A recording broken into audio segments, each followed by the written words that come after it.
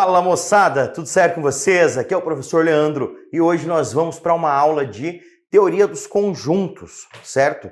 Dentro de raciocínio lógico matemático é muito importante você conhecer a linguagem de conjuntos.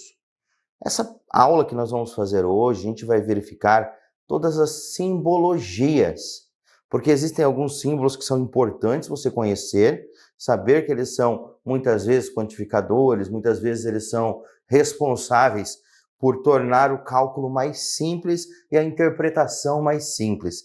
Então fique ligado quando aparecem essas simbologias e saiba que você consegue escrever muitas vezes frases enormes utilizando 3, 4, até 5 símbolos desses apenas, tá certo? Então me acompanha aqui, vem comigo, vamos embora.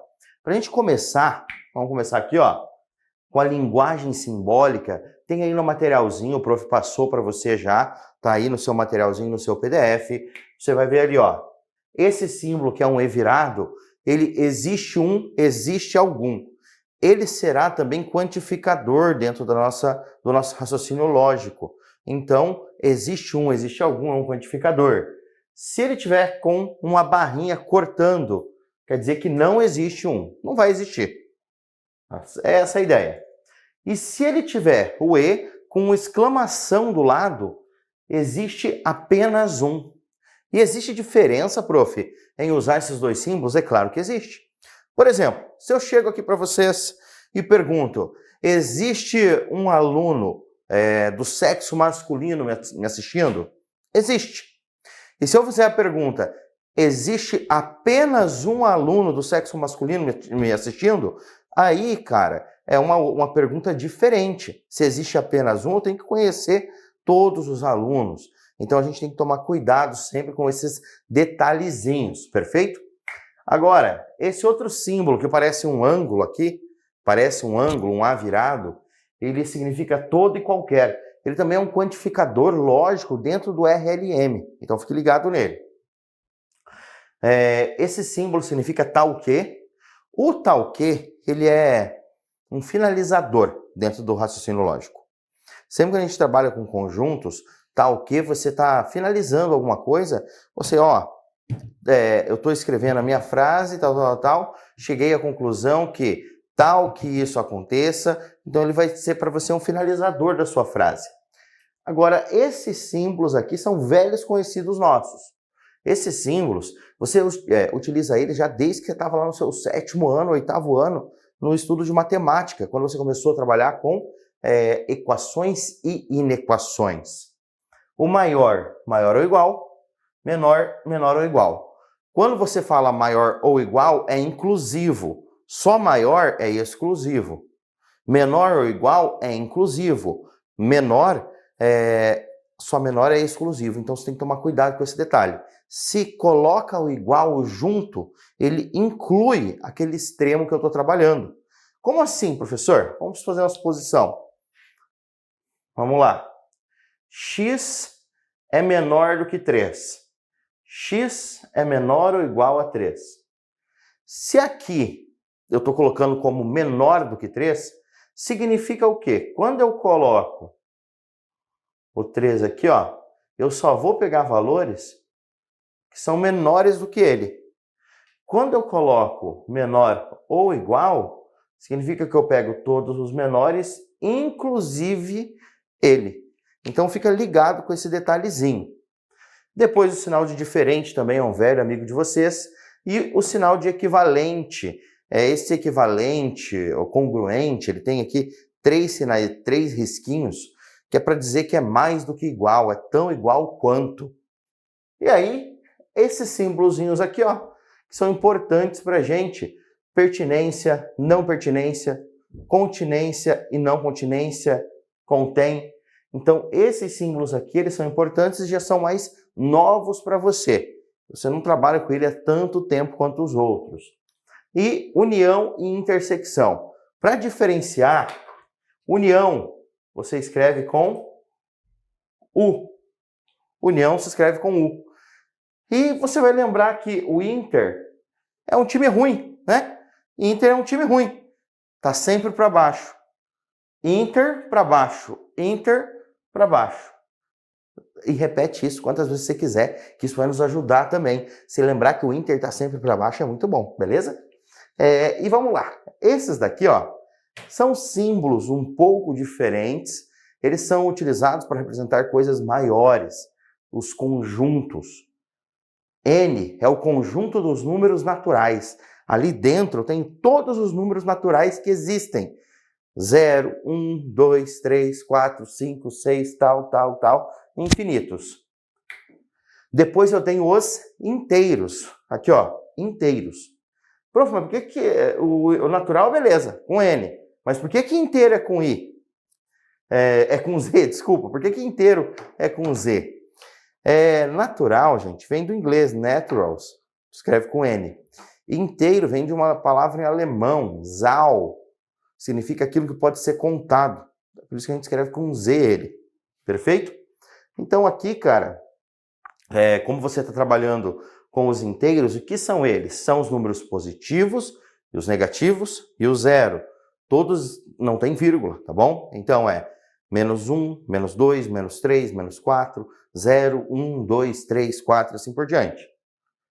E racionais. Aqui de novo, professor, racionais se escreve com R, o senhor colocou um Q. Racionais se escreve com R, eu coloquei um Q. Por quê? Porque vem de uma palavra em inglês. Uma palavra em inglês que se fala quotient, certo? Que significa quociente. Todo quociente é uma fração. Toda fração é uma razão. Toda razão é um número racional, tá certo? E agora aqui, ó, I de irracionais. Os nossos irracionais, eles vão ser os que não são racionais. Ó, que inusitado, eu não esperava isso. Mas qual que é a diferença, professor? Racional é todo número que pode ser escrito como fração, onde o numerador e o denominador são números inteiros. Os irracionais são os números que não podem ser escritos como fração de números inteiros. Essa que é a explicação para irracional. Os reais são todos esses outros conjuntos juntos. Ele é a reunião desses conjuntos aqui. E esse U aqui, ó, não confunda com U de união, ele também tem um risquinho aqui do lado, ele é o conjunto universo, é o conjunto dos conjuntos. Tudo que existe está dentro do conjunto universo, certo? Não esqueça disso, perfeito? Me acompanha, vamos para a próxima parte da aula. Conjuntos, definição. Aí no material o prof colocou a definição formal para você de conjuntos. E, cara, vamos simplificar? Tudo que é conjunto é aquilo que eu posso agrupar. Eles têm uma característica em comum. Conjunto é uma coleção. Então, por exemplo, quando você pega e... Ah, professor, eu gosto de colecionar carrinhos da Hot Wheels.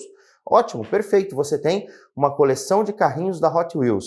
Esses carrinhos da Hot Wheels é a característica que eles têm em comum, certo? É uma coleção de carrinhos da Hot Wheels. Ah, prof, mas eu gosto muito de colecionar tazos, eu gosto de colecionar cartas. Tanto faz, não importa o que você gosta de colecionar. Se é uma coleção, é um conjunto. E os conjuntos, eles dividem tudo que a gente vive. Se você pegar, por exemplo, os dias da semana, como foi o que o professor colocou aqui, ó, os dias da semana, eles são um tipo de conjunto, eles têm uma característica em comum, que é ser o dia da semana. Segunda, terça, quarta, quinta, sexta, sábado, domingo. Eu posso representar falando sobre o que eu tenho no meu conjunto, posso representar colocando entre chaves todos os elementos do meu conjunto, ou posso representar ainda esse conjunto utilizando um diagrama de balão, que a gente chama aí vulgarmente de diagrama de Venn, tá certo? E agora, eu quero que vocês entendam. Se eu posso agrupar, eu posso escrever sobre, você tem que descobrir alguns conjuntos junto comigo. Vem comigo, vamos embora. Exemplo. Primeiro exemplo que o prof tem aqui para vocês, vai trabalhar com um pouquinho de matemática. Vamos ver se vocês conseguem lembrar um pouquinho das operações e características dos números. Por exemplo, se o professor Leandro pegar aqui agora, colocar um conjunto B, com alguns elementos, 0, 2, 4, 6, 8, 10, 12. Esse conjunto que eu coloquei, ele tem quantos elementos? 1, 2, 3, 4, 5, 6, 7 elementos ali. Tudo bem, tá ótimo. Ele é um conjunto finito ou infinito? Esse aqui é um conjunto finito. Por que que esse conjunto ele é chamado de conjunto finito? Porque ele tem fim. Agora eu pergunto, qual que é a característica desse conjunto? A característica dele, ó, são números pares, certo? São números pares. Qual outra característica? São positivos.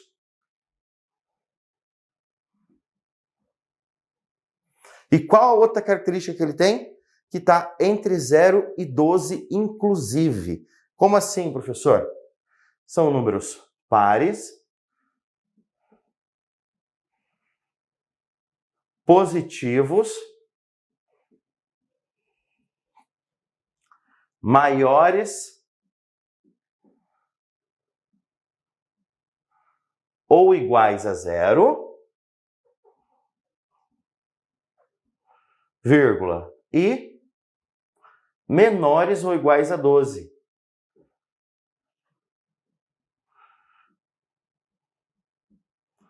Pronto.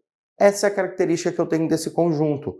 Viu só? A gente consegue entender que esse nosso conjunto, ele vai seguir essa característica, esse conjunto ele vai seguir essa característica, ele vai seguir todas essas regrinhas. Vamos colocar um outro conjunto para ver o que vocês entendem dele. Conjunto C. Vamos colocar 3 pontinhos aqui. Menos 5, menos 3, menos 1, 1, 3, 5. Perfeito. Qual que é a característica desse conjunto? Ele é um conjunto finito ou infinito? Esse conjunto aqui, ó. Conjunto infinito. Quais outras características que nós temos aqui? Esse conjunto ele é formado somente por números ímpares. Então,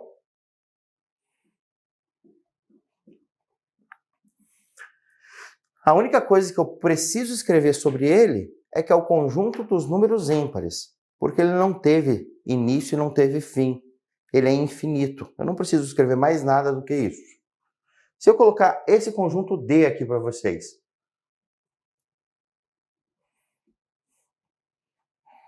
2. O que é 2? 2 é um número natural. Esse conjunto, ele é finito. É o conjunto finito e unitário. Por que unitário? Porque ele só tem uma unidade dentro desse conjunto. Então, por isso que a gente chama ele de conjunto finito unitário. Agora, se você precisar escrever o que é esse conjunto, tem infinitas maneiras de você falar. Por exemplo, eu posso falar que é conjunto formado por 2, pelo número 2. Perfeito. Ótimo, acabou. Se eu quiser falar que é o conjunto formado pelo maior divisor comum de 6 e 8, posso escrever isso também. Então, esse cara aqui, ele pode ser escrito de infinitas maneiras. Assim como nos outros exemplos, eu poderia escrever de outras maneiras. Eu escrevi daquela maneira que eu passei aqui no quadro, porque eu achei que era mais fácil, mais prática. E agora, para finalizar, ó, letra E. Primo, par, maior do que 2. Fala para mim, qual é o número primo que é par e é maior do que 2? Quantos que você conseguiu pensar agora, nesses 2 segundinhos? Sabe quantos que tem então aqui? Nenhum. Eu posso falar que aqui dentro não tem nada, que é assim, ou posso falar que aqui dentro é assim. Esse é o conjunto vazio. Conjunto vazio. Por que ele é o conjunto vazio? Porque dentro dele não temos nenhum elemento.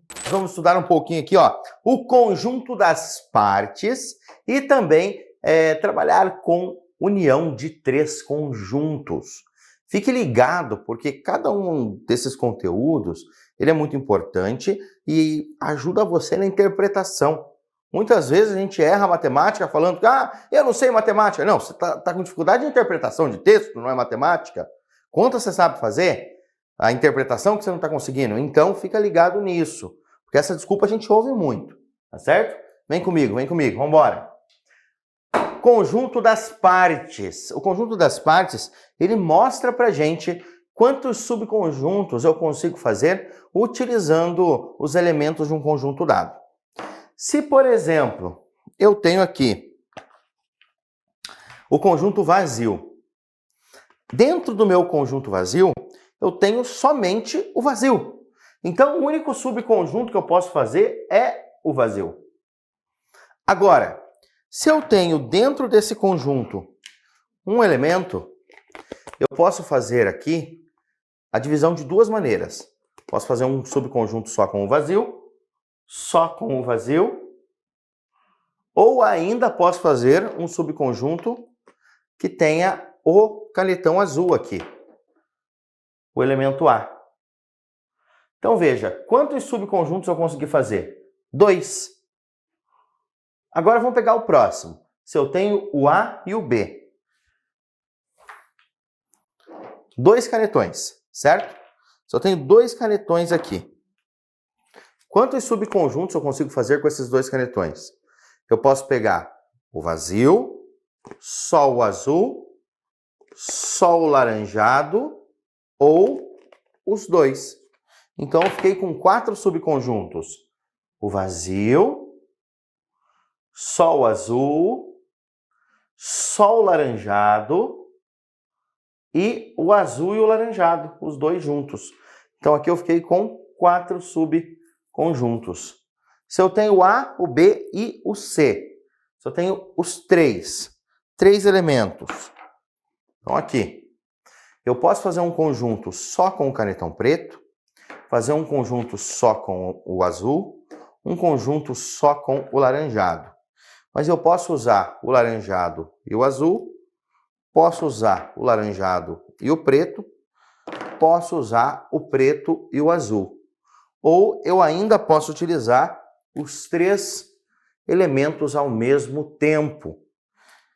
Ou se não, também posso fazer um conjunto só com o vazio, sem ninguém, tá certo? Então, nesse caso aqui, eu terei vazio, o A, o B, o C, o A e o B, o A e o C, o B e o C, o A, o B e o C. Se eu contar aqui, ó, vai ter 1, 2, 3, 4, 5, 6, 7, 8 subconjuntos.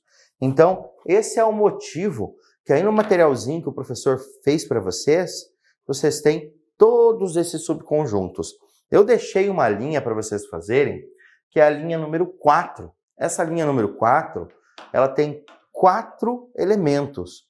Você vai ter que mostrar quais são esses 4 elementos, fazendo os subconjuntos entre eles. Como, professor, que eu vou fazer? Do jeito que eu fiz. Vai combinando os elementos. Você tem que encontrar a quantidade que a gente vai ver aqui agora. Veja só, me acompanha, vem comigo, ó. 1, 2, 4, 8. O que está acontecendo com a quantidade de subconjuntos? Está dobrando. Então aqui vai ter que ter 16. A hora que você for resolver aí, você tem que encontrar 16 subconjuntos. Certo? Tem que encontrar os 16. Mas, prof, e se tiver N elementos, como que eu resolvo? É muito simples. Observa aqui uma coisa. Você falou para mim que está dobrando, certo? Aqui eu posso falar que é 2 elevado a 1, aqui é 2 ao quadrado, aqui é 2 ao cubo, aqui é 2 na quarta. Quer dizer que aquele 1zinho lá é 2 elevado a 0. Olha agora para cima e olha para o número de elementos. 2 elevado a 0, 0 elementos. 2 elevado a 1, 1 elemento. 2 elevado a 2, 2 elementos. 2 elevado a 3, 3 elementos.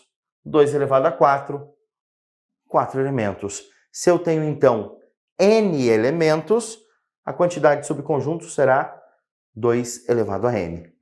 Então, se uma questão pede para você assim, quantos subconjuntos eu consigo fazer com 10 elementos? Será 2 elevado a 10 subconjuntos, ou seja, 1024. Fascinante, não é mesmo? Então, vamos continuar, porque a gente não pode parar, porque matemática a gente não pode enrolar assim, não. Vamos desenvolver. União de 3 conjuntos. Quando a gente trabalha com união de 3 conjuntos, a gente tem que lembrar o seguinte, ela serve para quê? Geralmente, a maior parte de exercícios trabalha com união de 3 conjuntos. E você consegue trabalhar com as intersecções, analisando tudo isso. Tem uma formulazinha que eu vou passar no final para vocês, mas o importante agora é você saber construir, tá certo?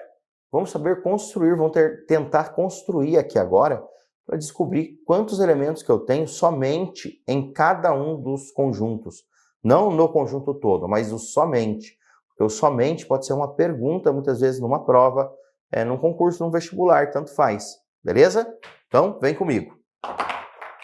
Aqui eu tenho um conjunto A, um conjunto B e um conjunto C. Veja, eu tenho o conjunto A, o B e o C. Dentro do A tem que ter 525, dentro do B tem que ter 265 e dentro do C tem que ter 305. Perfeito. Para resolver esse tipo de problema, eu gosto de buscar ali no exercício qual é a intersecção mais abrangente e todas as intersecções primeiro. Eu começo pela intersecção que mais pega grupos e daí eu vou subindo, eu vou descontando para poder encontrar o anterior, tá certo? Então, me acompanha aqui agora. Dentro do A, do B e do C, ao mesmo tempo, eu tenho 25 elementos.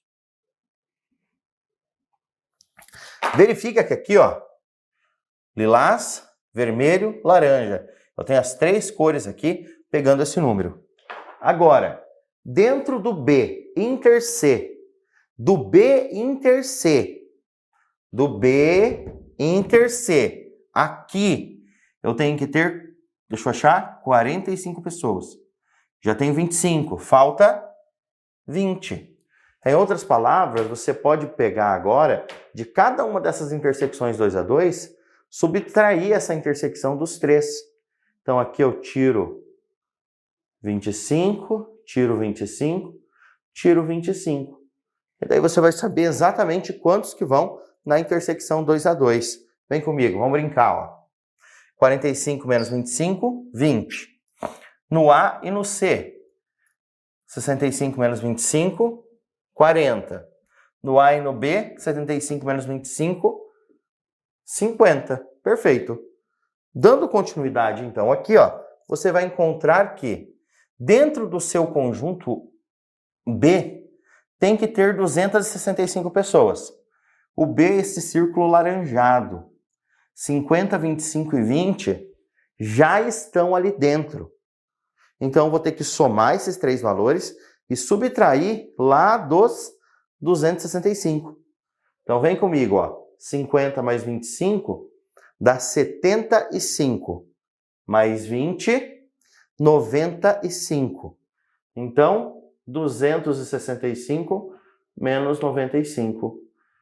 0 empresta. 16 menos 9 dá 7. 170. O C, 305. 40 mais 25 dá 65. Mais 20, 85. Tira 85 aqui. 0, 22. Se você somar agora, ó, 220 mais 20 mais 25 mais 40, dá os 305 que tem que ter dentro do C. E agora a gente vai para o conjunto A. 50 mais 40 é 90, 115. Tira dos 525. 0, 1, 4, só confirmar. 5 menos 5 dá 0. 2 menos 1 dá 1. 5 menos 1 dá 4. Então aqui nós temos 410. Perfeito. Eu já sei quantos que tem em cada um dos conjuntos. O exercício nos disse ainda que tem uma quantidade remota, de pessoas que não usam nem o A, nem o B, nem o C. São 80 pessoas. Então, que não usam A, nem B, nem C, 80. Se eu quero descobrir agora a quantidade total de pessoas nessa pesquisa, que foi o que o exercício pediu para você, o exemplozinho ali que o Prof. Leandro deu para você, pediu, ele falou assim, quantas pessoas fizeram essa pesquisa, participaram dessa pesquisa no total? Então, se ele quer saber quantas pessoas participaram, a gente pega e soma tudo isso agora. O que eu faria? Eu já sei que aqui, ó, tem 525 pessoas aqui dentro. Aí eu somaria esses 3 valores e o 80. Eu acho mais fácil para somar. Se você quer somar pedacinho por pedacinho, aí é contigo. Então, o que eu faço? Eu pego 525, porque eu sei que todo esse círculo vermelho dá 525. Aí eu vou somar com essas 3 partezinhas que estão fora do círculo vermelho. 170, 220 e 20. Esse 20 eu vou somar já com esse 80 que dá 100. Pronto. 5. 2 com 2 vai dar 4. 4 mais 7 é 11. 5, 6, 7, 8, 9, 10 e terminamos. De novo, 2, 3, 4, 5, 10. Então a gente tem ali 1.015 pessoas que participaram dessa pesquisa. E se ele perguntasse outras coisas, como quantas pessoas usam somente o produto A? Se eu quero saber quem usa somente o A, o que eu vou ter que fazer?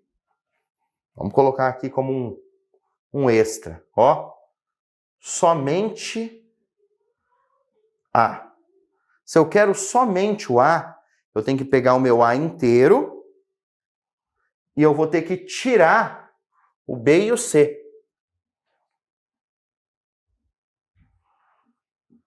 Pronto. O A menos B união com C. Isso mostra para mim depois, então, somente o conjunto A. E para finalizar a questão, gente, não, aliás, a questão está pronta, né? Mas para finalizar o conteúdo, se você tiver, por um acaso, então, uma questão como essa, com 3 conjuntos, leia, interprete, separe os dados e, se quiser, tem uma fórmula. Eu não uso fórmula, eu prefiro usar a lógica e ir completando ali, eu acho mais gostosinho. Mas tem uma fórmula. Elementos de A unido com B unido com C, todo mundo de A, todo mundo de B, todo mundo de C. Aí o que você vai fazer? Como eu já contei alguns elementos repetidos do A, do B e do C, eu vou ter que tirar as intersecções. Então, eu tiro a intersecção do A com B, tiro a intersecção do B com C e tiro a intersecção do A com C. Só que quando eu tiro essas intersecções, veja, eu tirei 1, 2, 3 vezes. Tirei 3 vezes a intersecção. Significa que eu já tirei todo esse miolinho. Eu vou ter que completar colocando esse miolinho no final. Então eu somo a intersecção do A com o B com o C. Essa é a fórmula, então, que aparece para vocês para quando você precisa trabalhar com intersecção e união de 3 conjuntos. Como eu falei, eu não uso, mas quem quer usar, tá ótimo, perfeito, dá certo também. Relações e operações entre conjuntos. É muito importante que você conheça essas relações para que você não se perca quando você for interpretar algum exercício, certo? Os enunciados muitas vezes confundem a gente e outras vezes até a anotação mostra para a gente coisas assim que mexe muito com a cabeça. Então fica ligado agora para você não se perder em nenhum momento. Vem comigo, vamos embora. Começando aqui, ó, relação de pertinência e continência. Relação de pertinência vem de pertence. Relação de continência vem de estar contido. Então, se começou falando que é um elemento, depois só pode ter conjunto. A relação de pertinência, ela é uma relação de elemento para conjunto. Não pode esquecer, é de elemento para conjunto, de elemento para conjunto. O elemento só pode pertencer ou não pertencer a um conjunto. A relação de continência, essa relaçãozinha aí de continência que nós temos, ela sim começa com conjunto. Um conjunto pode estar contido ou não no outro. Fica ligado nisso. O conjunto pode estar contido ou não em outro. Então esse detalhe é muito importante. Professor, se um conjunto estiver dentro do outro, o que você fala? Você fala que esse primeiro aqui é subconjunto do outro. Se ele estiver totalmente dentro de um conjunto estiver dentro de outro, ele será um subconjunto. Essa é uma chamada relação de inclusão, certo? Fica ligado nesse detalhe. É uma relação de inclusão. Perfeito. Nosso primeiro exemplo aqui, ó. Eu dei para vocês 3 conjuntinhos. Usei notação matemática para explicar cada um dos conjuntos. Vamos ver como que vocês estão, ó. X pertence a N. X pertence aos números naturais, ou seja, tem que ser um número natural. Tal que x é menor ou igual a 10. Ou seja, são os números naturais menores do que 10, inclusive ele. Quem são eles? Do 0 ao 10. Segunda equação que nós temos aqui, ó. Certo? Segunda notação de conjuntos. X pertence a Z. X pertence a Z significa que ele pertence aos inteiros. X pertence aos inteiros, tal que ele é maior do que menos 2 e menor ou igual a 11. Como assim, professor? Menos 2 é menos 1, 0, 1, 2, 3, 4, 5, 6, 7, 8, 9, 10. Se você perceber, ó, eu não coloquei o menos 2 aqui. Por quê? Porque era estritamente maior. Se tivesse um maior ou igual, eu colocaria o menos 2 juntamente aqui nesse nosso conjunto. Percebeu? Uma notação de conjunto, outra notação de conjunto. Eu posso escrever utilizando uma fórmula, uma regra, ou posso escrever quais são os elementos. Se ele perguntasse para mim quantos elementos tem, ele poderia perguntar quantos elementos eu tenho dentro do B. Aqui eu vou fazer no C, ó. Quantos elementos eu tenho dentro do C? 1, 2, 3, 4. Então se aparece um Nzinho, não um tio, um N do lado da letra, significa que ele quer saber quantos elementos que tem ali dentro, tá bom? Então fica ligado nesses detalhezinhos. Agora a gente vai classificar como verdadeiro ou falso, seguindo o exemplo que o professor passou ali para vocês no materialzinho. Esse exemplo vocês já têm aí, então tá aí, é só completar comigo. Vamos embora, ó. Classifique como verdadeiro ou falso. 2 pertence a B. Vamos procurar o conjunto B. Eu tenho 2 aqui dentro? Tenho. Então é verdadeiro. Agora, muita gente olha isso daqui e marca como verdadeira. É falsa. Ai, professor, mas o 2 pertence a B. Sim, o 2 pertence a B. Só que a partir do momento que você coloca essas chavezinhas do lado, o que você tem aí, na verdade, é um conjunto que tem o 2. Não é só um número 2. Ele é um conjunto. Então, se tem as chavezinhas, vira conjunto. Se começa com um conjunto, tem que ser contido ou não contido. Então, essa daqui é falsa. Próxima.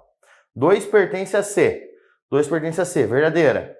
E menos 1 pertence a A. Menos 1 não pertence a A. falsa. Verdadeiro e falso aqui, gente, para ser verdadeiro, as duas têm que ser verdadeiras, tá bom? Nesse caso, as duas deveriam ser verdadeiras. Não posso. Não valeu ali pra gente. Letra D. A está contido em B. O meu conjunto A está dentro do B. Isso é verdadeiro, ele é um subconjunto. Verdadeira. Letra E. O B contém o C. Isso significa que o B é maior do que o C e que todos os elementos do C estão dentro do B. O menos 1 está, o menos 2, o 2 está, o 3 está. Só que o menos 2 não está. Então é falsa. O B não contém o C. Aí, prof, mas só faltou um elemento. Se faltou um elemento, ele não contém. Para conter tem que estar tudo dentro, tá certo? Para conter tem que estar tudo dentro. C está contido em A. O nosso conjunto C está contido no nosso conjunto A. Vou pegar aqui outro canetão, perfeito. Será que é verdade? O C está contido no A? Falsa. Olha aqui, ó, coloquei duas chavezinhas, virou conjunto. Esse conjuntinho aqui está dentro do A? É verdadeira, está dentro. 1 pertence a C? Tem o 1 no C? Não, é falsa. 2 está contido no C? Eu tenho 2, é verdadeira. Falsa. Prof, mas ele está lá dentro. É falsa. Porque você viu que 2 é um elemento. Se começa com elemento, ou é pertence ou não pertence. Então é falsa. 3 está contido em B? Deixa eu ver. 3 está contido em B? Está. Não. 3 pertence a B. Também é falsa. Prof, se eu colocasse assim, ó, não está contido, aí é verdadeira, né? Não, continua sendo falsa. Por quê? Porque 3 é um elemento. Se começou com elemento, eu só posso usar o símbolo de pertence ou não pertence. Senão será falsa a sua dedução lógicazinha aqui, tá certo? Então, vamos pegar o próximo. Operações. Essas operações aqui, elas são aquelas velhas conhecidas de vocês lá do ensino médio. A união, a intersecção e a diferença. São essas que a gente vai fazer hoje. Só essas 3. Ah, mas tem 4 desenhos aqui, ó, prof. Tem 4 desenhos e tudo mais. Sim, eu sei que tem 4 desenhos, só que a gente só vai mostrar para você 3 operações importantes hoje. A primeira operação, a união. União está em A ou B, tá certo? União ou intersecção está em A e B. Então, se um valor está na intersecção, ele tem que estar nos dois ao mesmo tempo. Se um valor está na união, ele pode estar em um dos caras apenas. Agora, a diferença A menos B. A menos B, eu gosto de falar, ó, coloco a mão aqui em cima, que são os que estão somente em A. Só em A.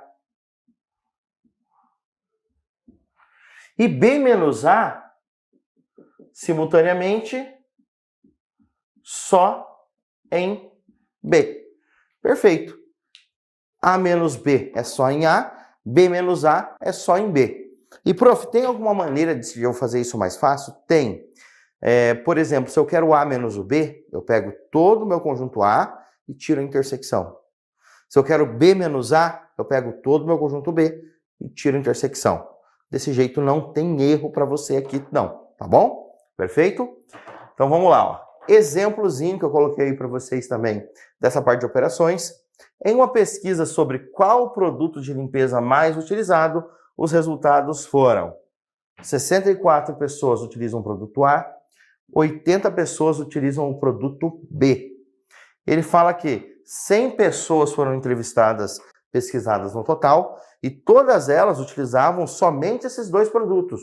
Ou seja, não teve um terceiro produto aqui. Calcule quantas pessoas utilizavam somente o produto A. Espera aí. Se é somente o A, Eu quero só isso daqui, ó. É todo o meu A menos a intersecção. Beleza? Então vem fazer aqui junto com o Prof. Leandro. Eu vou apagar aqui só para a gente resolver esse probleminha juntos. E eu vou usar com vocês para resolver esse problema o diagrama de balões, diagrama de Venn.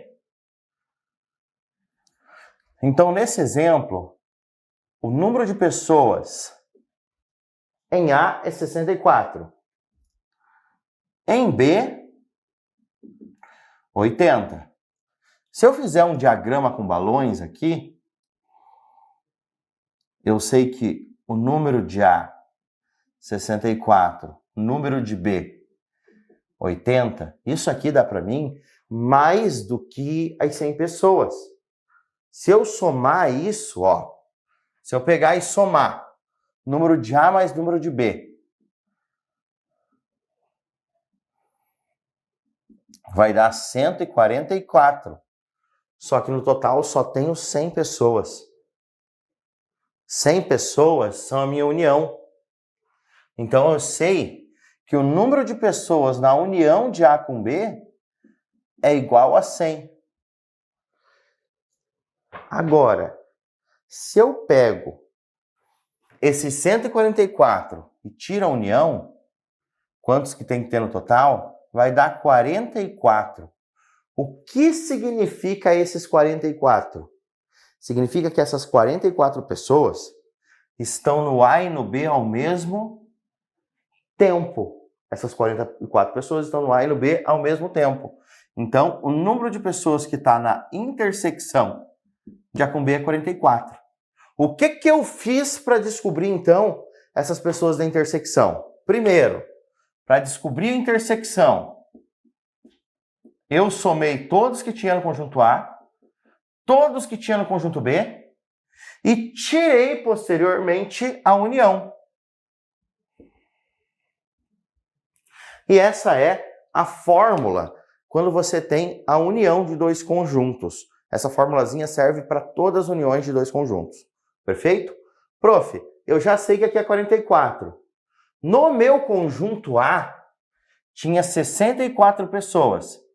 Se eu tiro as 44 que estão na intersecção, eu tenho 20 pessoas que gostam somente de A.